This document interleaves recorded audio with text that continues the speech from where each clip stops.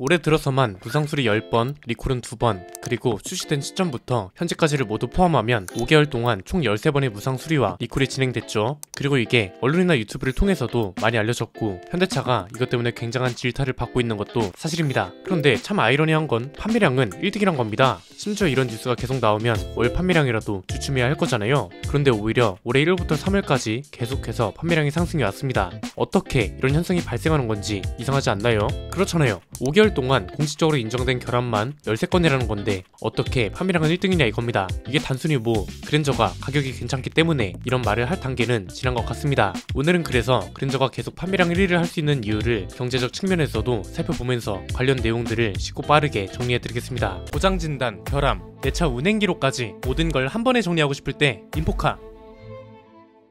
현대차가 올해 1분기에 분기 기준으로 역대 최고 실적을 달성했다고 합니다. 내수 실적은 역시나 그랜저가 이끌었다고 하죠. 판매량이 1위인 것뿐만 아니라 현대차 내에서는 가장 비싼 세단이니까 영업이익에도 당연히 도움을 줬을 겁니다. 이런 것만 보면 진짜 완벽한 차가 나왔구나 싶은데 실상은 그렇지 않습니다. 지금 보시는 게 출시 이래로 이번 신형 그랜저에서 발생한 무상수리랑 리콜 건수를 정리한 자료입니다. 많기도 하죠. 시동 꺼짐부터 시작해서 엔진 경고 점등 문제, 도어 핸들 작동 불량, 배터리 방전, 트렁크 작동 불량, 그리고 시트 버튼 누락 조립도 있었고요. 변속이 안 되는 문제뿐만 아니라 긴급 제동 오류, 주차거리 경고 기능 미작동, 후방 밀림 현상까지 엄청나게 다양한 문제가 짧은 시간에 굉장히 많이 발생하고 있습니다. 5개월 동안 이렇게나 많은 문제가 생긴 것도 놀랍고 2월 한 달 동안만 6건이나 발생한 것도 대단한 것 같습니다. 문제는 판매량입니다. 보통 이렇게 문제가 심각한 수준이면 판매량에 타격이 가는 게 대부분이고 제조사도 이걸 심각하게 받아들일 텐데 출시 이후 지금까지 짓게 된 걸 보면 판매량 1위를 기록하고 있고 월별 판매량을 보면 오히려 증가하고 있습니다. 아니 대체 왜 문제가 있어도 판매량에 영향이 없는 이유가 대체 뭘까요?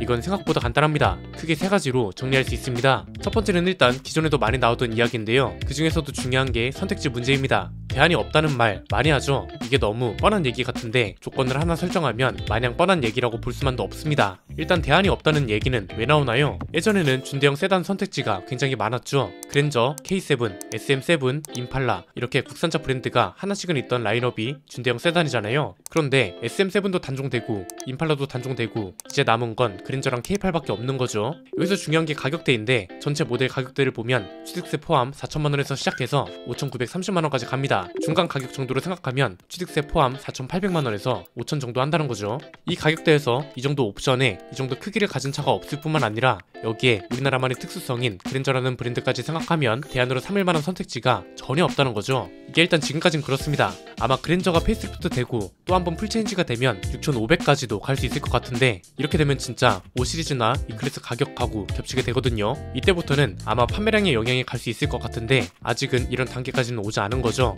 그리고 여기서 중요한 게 소비자들의 성향인데 지금 우리 스포일러 채널을 보고 계신 시청자들 입장에선 말이 안 되는 겁니다. 아니 아무리 선택지가 없어도 그렇지 저렇게 문제가 많은데 사고 싶을까? 이렇게 생각하는 분들이 많을 텐데 이건 이제 자동차에 관심이 있는 사람들 입장에서 본 거고요. 대부분 자동차를 사는 사람들은 자동차 유튜브 채널에도 관심 없고 자동차라는 문화 자체에 그렇게 관심이 많지도 않습니다. 글로벌 자동차 기업을 가지고 있는 국가 중에 우리나라만큼 모터스포츠 문화가 발달하지 않은 나라도 없을 겁니다. 자동차 유튜버만 봐도 어떤가요? 먹방이나 브이로그 이런 주제구는 큰 채널들 구독자가 300만에서 400만 명도 훌쩍 넘어가잖아요. 그런데 자동차는 이제야 100만 구독자가 넘어가는 채널이 생겨나고 있습니다. 이건 그만큼 자동차에 관심을 가지고 정보를 주기적으로 찾아보는 사람들이 적다고 볼 수 있는 거죠. 여기까지가 지금 나온 이야기 중에 가장 합리적인 이야기라고 볼 수 있고요. 두 번째는 이제부터는 약간 소비 심리와 경제적 이야기도 우리가 생각해 볼 때가 됐다는 겁니다. 여기서 제일 중요한 게 판매량인데 이 판매량이 방금 말한 자동차 시장 관심도랑 연결이 된다고 보시면 됩니다. 그냥 상상을 해볼까요? 딱히 관심은 없는데 우리 생활에 꼭 필요한 것들 있잖아요. 자동차나 스마트폰,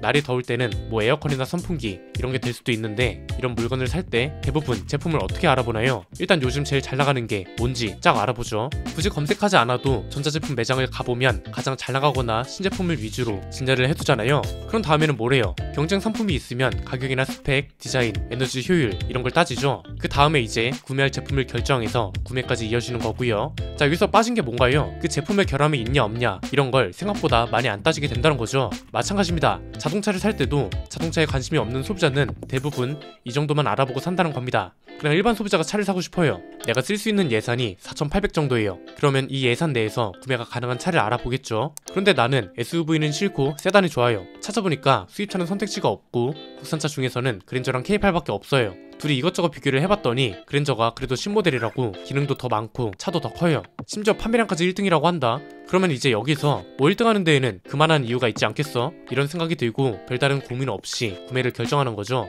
이걸 이제 전문 용어로는 밴드 외건 효과라고도 하는데 사전적 의미로는 유행에 따라 제품을 구매하게 되는 소비 현상입니다. 이게 무슨 말이냐면 군중 심리로 인해서 충동 구매가 일어난다. 한마디로 사람들이 많이 사는 데에는 그만한 이유가 있겠지, 이런 겁니다. 어떤 제품을 구매할 때 자기 의도대로 구입을 하는 경우도 있지만 대부분이 요즘 잘 나가는 제품, 사람들이 많이 사는 제품을 고려하면서 산다는 거죠. 많이 팔린다고 해서 다 좋은 제품도 아니고, 예컨대 음식점도 보면 맛집이라고 해서 줄까지 서서 먹었는데 그다지 내 입맛에는 안 맞는 경우도 많잖아요.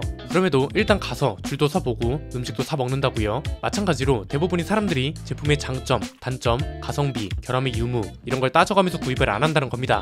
유명인이 먹었던 거, 구매했던 거, 많은 대중들이 구매하면서 유명해진 제품 이런 걸 산다는 거죠. 이건 근거가 없는 얘기가 아니라 실제로 캐나다 토론토 대학 경영학과랑 심리학과에서 나온 기사를 참고해서 말씀드리는 거고요. 여기에 그랜저는 하나가 더 추가됩니다. 어쨌든 그랜저라는 차가 현대차의 플래그십 모델이기도 하면서 아직 자동차를 구매하는 주요 연령대인 40대랑 50대 사이에서는 그 시절 부의 상징이라는 향수가 남아있잖아요. 이런 것까지 작용하는 겁니다. 그런데 여기서 이해가 안 되는 건 요즘은 또 경기 불황이라면서요. 그런데 어떻게 이런 비싼 차가, 그것도 문제가 많은 차가 이렇게 많이 팔리냐 이건데, 이건 사례를 하나 소개해드리겠습니다. 건국대 소비자정보학과 김시열 교수가 쓴 칼럼을 보면 2002년 일본의 사례를 예시로 들고 있거든요. 이때가 이제 일본의 거품 경제가 붕괴되면서 물가는 상승하고 소비가 양극화되는 경제적 어려움을 겪은 때잖아요. 그런데 여기서 하나 이상한 기현상이 발생합니다. 경제는 그렇게 어렵다고 하는데 도쿄 시내 한복판에 명품 브랜드가 새로운 매장을 오픈한 겁니다. 일반적인 상식이라면 망하는 게 정상인데 개점 3일 전부터 텐트를 치고 입장 순서를 기다리기도 하고 심지어 아르바이트생을 고용해서 줄을 대신 서게 하는 진풍경도 펼쳐졌다고 합니다. 왜 이런 기현상이 나타나는 거냐면 다른 사람들이 가진 건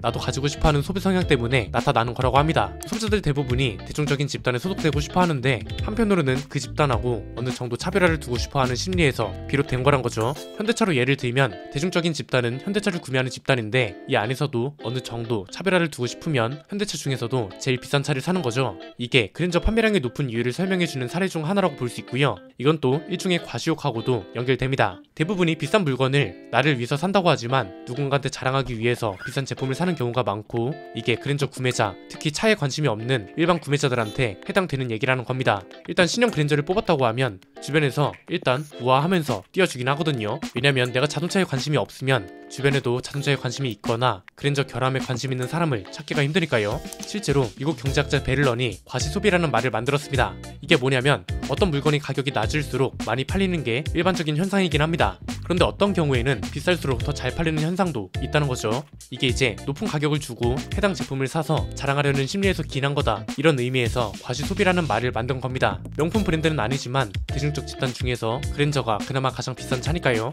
세 번째는 그래서 그랜저는 판매량이 깨지기가 굉장히 힘들다는 겁니다. 약간 안정 궤도에 접어들었다고 볼 수 있는데 판매량이 아예 애매한 차면 문제가 많이 발생했을 때 판매량에도 영향을 직격으로 줄 수 있습니다. 예컨대 토레스나 트렉스 같은 차들에서 이렇게 많은 결함이 한꺼번에 나왔다고 하면 금방 판매량이 바닥이 됐을 겁니다. 그런데 그랜저는 이 영향이 없는 이유가 이미 이런 뉴스들로 판매량이 깨질 수 있는 범위를 벗어났다는 거죠. 한 달의 판매량이 10,000대를 넘기고 있습니다. 그냥 단순하게 말하면 결함 문제를 접해서 그랜저를 사지 말아야겠다고 결심하는 소비자의 수보다 방금 설명한 대로 그랜저를 구매하겠다고 결심하는 소비자의 수가 더 많다는 겁니다. 이게 문제인 거죠. 결국 이 소비자의 수가 역전되어야 큰 변화가 생길 텐데 이 범위를 벗어난 제품을 소비자들이 컨트롤하기는 굉장히 힘듭니다. 지난번 영상에서 말씀드렸던 것처럼 현대차가 자발적으로 바뀌어야, 그리고 현대차의 대응 방식이 한 차원 발전해야 변화가 생길 거라는 겁니다.